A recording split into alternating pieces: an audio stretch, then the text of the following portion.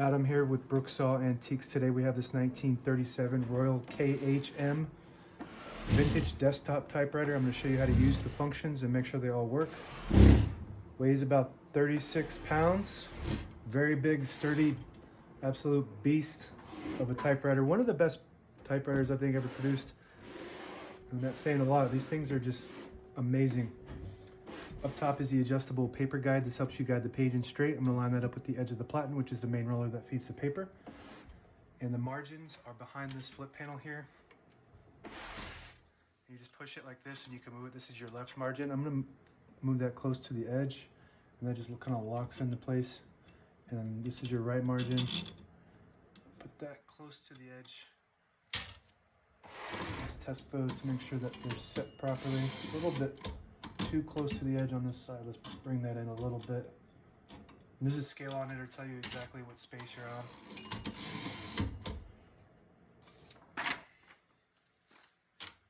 This is the paper bale that sits on top. It's got two adjustable rollers and a scale.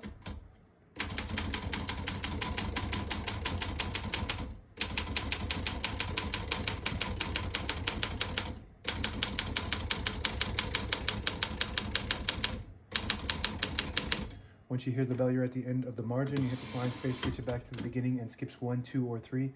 Right now we have it on single, but if you want double, you just flip this switch forward. It skips 2. One more, it skips 3. That works good. We're going to keep that on single for now and finish typing.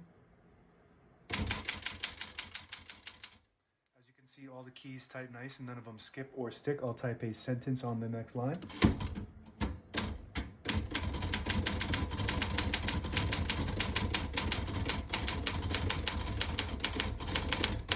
Absolutely amazing piece of machinery. It's got an elite typeface which prints 12 characters per inch. Print looks beautiful. The average typical font is Pica, which is 10 characters per inch. So this is a little bit smaller. This thing is just an absolute beast of a typewriter. I keep saying that, but it's kind of hard to believe because I usually work on the portables that are much smaller. This is just a powerful, if you want something super powerful that's just, it's all metal, it's all heavy metal. This thing will not move. You put it on your desk and you don't touch it, and that's where it stays. To pull the page out easy, there's a switch on the right side. Flip it forward and it unlocks the rollers underneath the platen, allowing you to pull the page out easy or load thicker paper like carbon copy or cardstock. Make sure you flip that back before you load the next page or else it won't load correctly. So I'm just going to keep going on and on about this. If this was produced today in the US and built and manufactured in the US, this probably would cost brand new over $3 grand just by the parts and how massive this thing is. All right, keep going with the functions. Shift on each side and a shift lock on the left. To clear that, just hit the shift button again. Backspace on the top left works great. Tabulator on the right. So we have tabs set on 10 space intervals. So every time you hit that, it's going to stop at one of those tabs. To clear them, you go to the tab that set, and then you back here, you just flip that forward like that. And that's how you clear the tabs.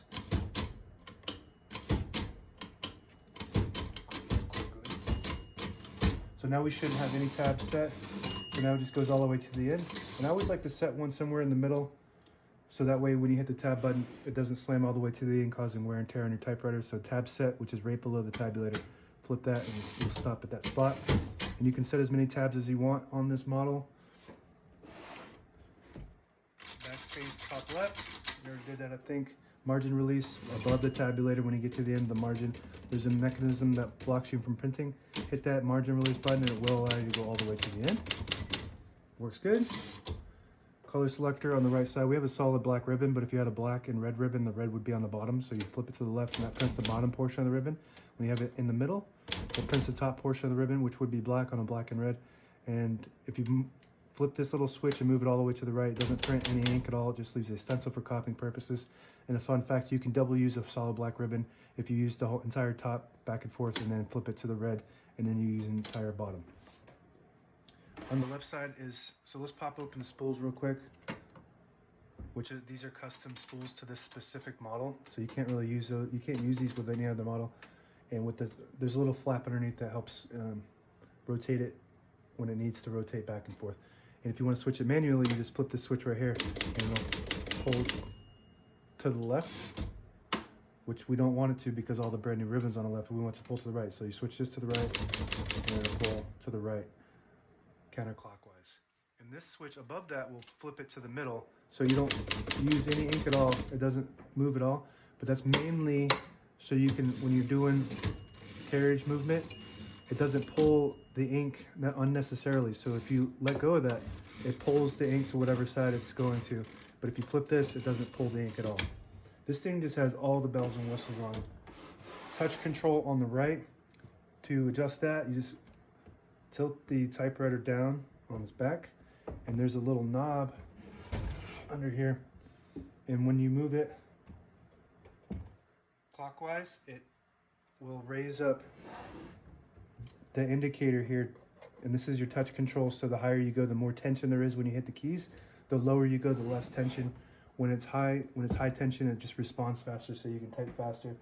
I like it on low. I like to keep it on low. Also, if your typewriter, which this does not have, if your typewriter has sticky keys and they kind of stick sometimes, if you increase that touch control, it'll bring them down easier.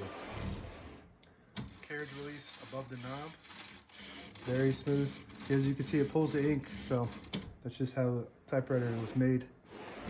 And on the left side is the other carriage release above the knob. If you push in this button here, it disables the spacing so you can get to an exact spot on the page. You let it go, you get the clicks. Each one of those clicks is one space, and the same concept with this lever here. You flip it forward, it disables the spacing so you can get to an exact spot on the page. You flip it back, you get the clicks. And that's it. Now available on eBay or Etsy. Search Brooksaw Antiques.